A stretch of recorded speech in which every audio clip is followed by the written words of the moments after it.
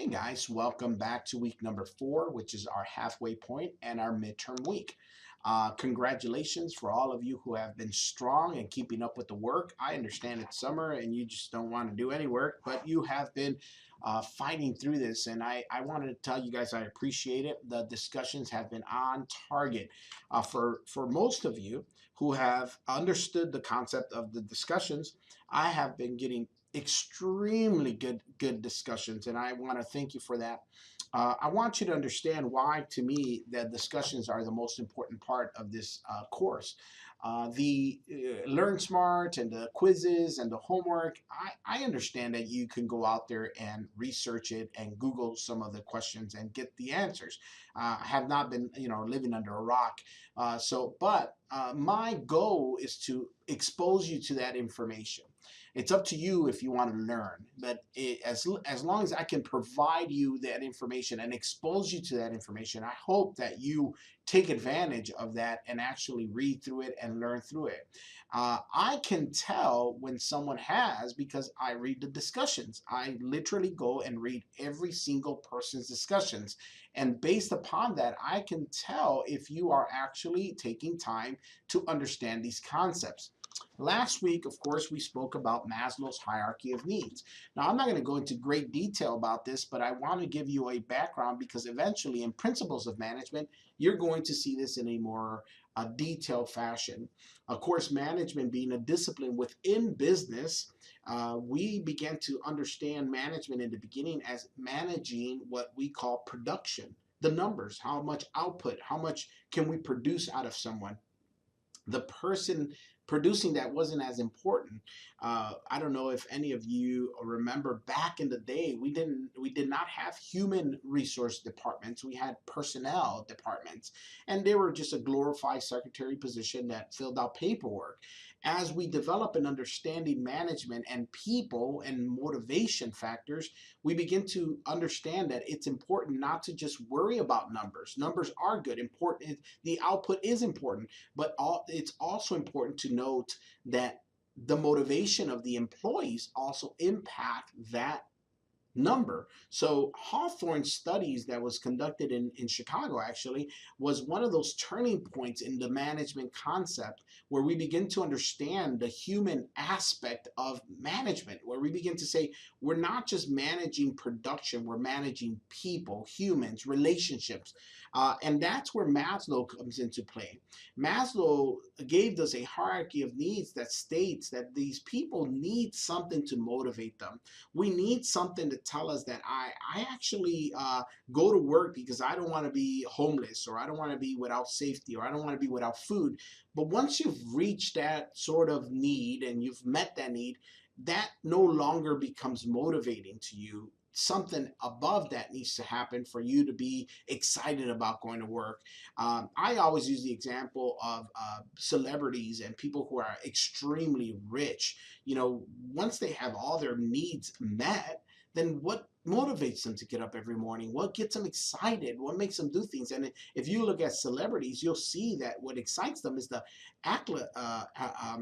accolades, the fact that people praise them, or the things that they do. They put them and they do a night of celebration for them, or the Tony Awards or the Oscars, and they're recognized amongst their peers, and they feel fulfilled in what they've done and the movie that they made. That's what gets them excited to go to work every day, and the money no longer plays so much a role because of the all their needs have been met. So it's a very interesting concept. Of course, it's not a perfect concept or theory. There's some flaws to it, but I'm going to read through that this week.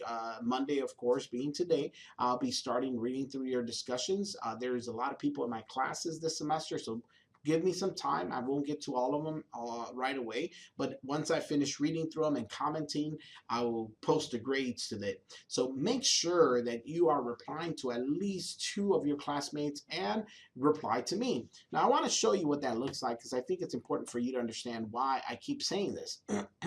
So, I'm sorry, let's just go back. Week number 4, this is what it looks like. You have your midterm. The midterm is 30 questions. There is no time limit, but you have 1 attempt. So please be careful. Make sure you have plenty of time to sit down and just focus on the midterm.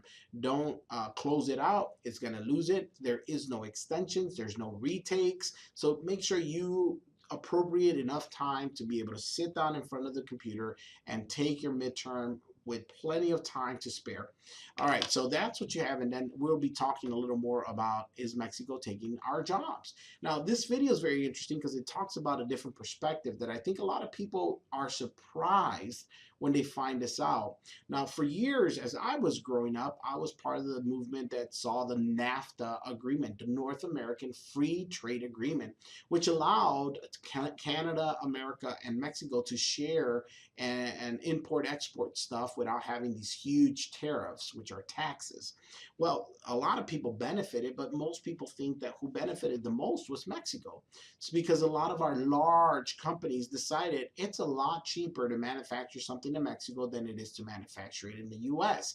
So they packed up their companies and they moved down to Mexico and they started companies out in Mexico. Well, for a long time, there was an argument that all of our manufacturing jobs, all of our production jobs, they moved to Mexico, and Mexico took our jobs.